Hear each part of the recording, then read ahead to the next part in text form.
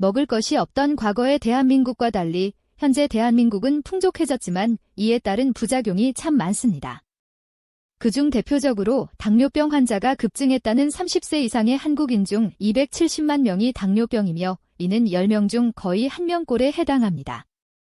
당뇨병 전 단계까지 포함하면 3명 중 1명이 당뇨병 환자이거나 잠재적 당뇨인인 셈입니다. 현재 한국에서 당뇨병은 30세 이상의 전연령대에 걸쳐 증가하는 추세이며 2050년도에는 우리나라 당뇨병 환자 수가 약 2배가량 증가할 것으로 예상된다고 하는데요. 더욱 위험한 점은 당뇨병 환자의 10명 중 3명은 본인이 당뇨병이 있다는 사실을 모른 채 치료도 하지 못하고 있다는 점입니다. 당뇨병 진단을 받은 환자들은 혈당 관리가 중요하기 때문에 설탕이나 정제탄수화물을 먹는 것을 두려워하시는데요. 그중에서도 국민 간식 남녀노소 누구나 다 좋아하는 라면을 두려워서 못 드십니다. 먼저 라면에 대한 오해부터 풀어드려야 될 것 같네요. 지금부터 알아보겠습니다. 알아보기에 앞서 연구에 큰 힘이 되는 구독과 좋아요 부탁드리겠습니다. 라면에 대한 오해 첫 번째로는 방부제가 많이 들어가 있습니다. 라면의 유통기한은 보통 6개월인데요. 라면에 방부제 많다고 생각하시는 분들 많으시죠? 근데 라면에는 방부제가 전혀 들어가 있지 않습니다. 미생물이 발생하려면 식품 자체의 수분 함량이 약 12% 이상이어야 하는데요. 라면의 수분 함량은 4에서 6% 정도이기 때문에 미생물이 잘 번식하지 못합니다. 포장지의 발달로 외부의 수분이 잘 차단되어 있기 때문에 방부제 없이도 6개월 이상 상하지 않는 것이죠. 라면에 대한 오해 두 번째로는 라면을 먹고 자면 얼굴이 붓는다가 있습니다. 잠을 자는 동안에 우리 몸은 신체 활동이 없을 뿐더러 방광에 소변이 많이 차는 것을 억제하기 위해서 수분 배출을 줄입니다. 음식 섭취 후에 바로 잠에 들면 신체 활동이 줄어들기 때문에 수분 배출이 원활하지 못하게 되고 이로 인해서 얼굴이 붓게 되는 것입니다. 그러니까 어떤 특정 식품으로 인해서 얼굴이 붓는 것은 아니라는 거죠. 물론 체질적인 부분으로 인해서 붓는 경우도 있고 또 신장이나 간장 등을 비롯한 특정 신체의 문제에 의해서도 볼 수 있습니다. 라면에 대한 오해 세 번째로는 소화가 잘 안 된다가 있습니다. 라면의 주원료인 밀가루는 물과 반죽하는 과정에서 글루텐이라고 하는 단백질이 생성되게 됩니다. 체질에 따라서 밀가루 음식에 대한 소화력이나 글루텐을 분해하는 소화 능력이 떨어지는 사람의 경우라고 한다면 라면뿐만 아니라 밀가루로 만든 식품들은 다 소화가 안 될 수가 있는데요.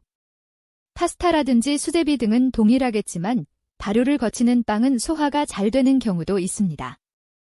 라면에 대한 오해 네 번째로는 MSG가 많아서 몸에 해롭다가 있습니다. 라면 스프는 멸치, 다시마 등의 천연식품에서 추출한 재료들로 만들기 때문에 합성 MSG가 거의 들어가 있지 않습니다. MSG가 걱정이시라면 걱정 그만하셔도 됩니다. 이제 라면의 칼로리를 알아보겠습니다. 보통 라면은 봉지라면, 큰 사발면, 작은 컵라면으로 나눌 수 있는데요. 봉지라면과 큰 사발면은 보통 600칼로리 정도인데 이는 밥 2공기에 해당됩니다. 작은 컵라면은 보통 300칼로리로 밥 1공기 정도의 칼로리죠. 이렇게 칼로리가 높은 라면에 보통 밥을 추가로 말아서 드시기 때문에 당뇨가 있으신 분들은 라면을 드실 때 양 조절을 확실히 해주지 않으면 혈당이 급격히 올라갈 수 있습니다.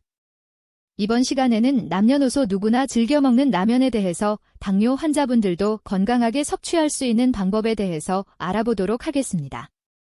라면 건강하게 먹는 첫 번째 방법은 면을 한번 끓인 후 물 버리기입니다. 라면은 보통 튀긴 면을 많이 선택하시는데요. 기름에는 포화지방산이 많이 있습니다. 포화지방산은 다량 먹으면 혈액 내의 콜레스테롤을 높여 심장질환의 발병률을 높이기도 합니다. 라면에 면만 따로 끓인 물을 버리게 되면 면에 남아있던 포화지방산 성분을 많이 제거할 수 있어서 건강하게 섭취가 가능합니다. 이보다 더 간단한 방법이 있는데요. 바로 건면이나 생면 제품을 드시는 것입니다.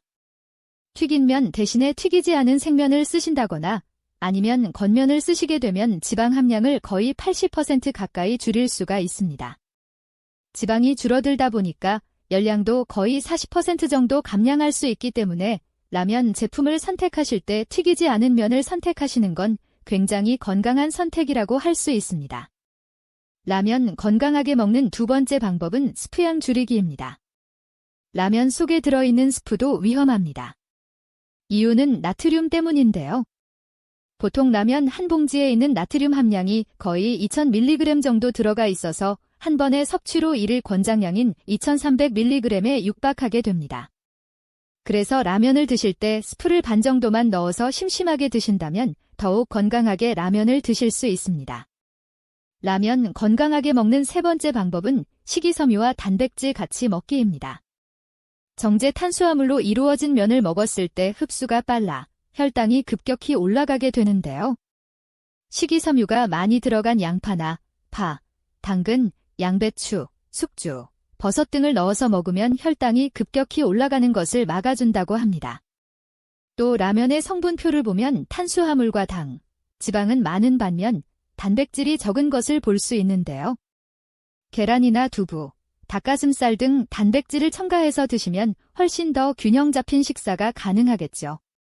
라면 건강하게 먹는 네 번째 방법은 국물 먹지 않기입니다. 국물에는 라면에서 빠져나온 기름과 스프의 나트륨이 그대로 남아있는데요. 국물을 먹지 않으면 라면 성분표에 있는 지방과 나트륨을 대부분 섭취하지 않게 되어 더욱 건강하게 섭취할 수 있습니다. 특히 당뇨병 환자 중에 심혈관계 질환을 합병증으로 가지고 계시는 분들은 국물 섭취를 반드시 자제해야 합니다. 앞서 말씀드린 것처럼 스프를 적게 넣고 국물까지 마시지 않으면 나트륨 섭취가 거의 없어지겠죠. 평소에 건강한 식습관 관리와 운동으로 당뇨를 예방하면 좋겠지만 이미 당뇨를 앓고 계시다면 더욱 악화되지 않도록 조심해야 합니다. 오늘 건강하게 라면 먹는 방법을 알려드렸는데요. 진짜 너무 먹고 싶어서 미칠 정도가 아니라면 라면의 섭취는 삼가하는 것이 좋습니다. 면, 빵, 떡과 같은 정제 탄수화물, 쉽게 말해 곱게 갈아버린 탄수화물 섭취를 줄이고 식이섬유가 많이 포함된 복합 탄수화물을 섭취해서 건강하게 당뇨 관리하시길 바랍니다. 오늘은 아쉽지만 여기까지입니다. 오늘 영상이 도움이 되셨다면 구독과 좋아요 꼭 눌러주세요. 저는 더욱 유익한 영상으로 다시 찾아뵙겠습니다. 감사합니다. 건강하세요.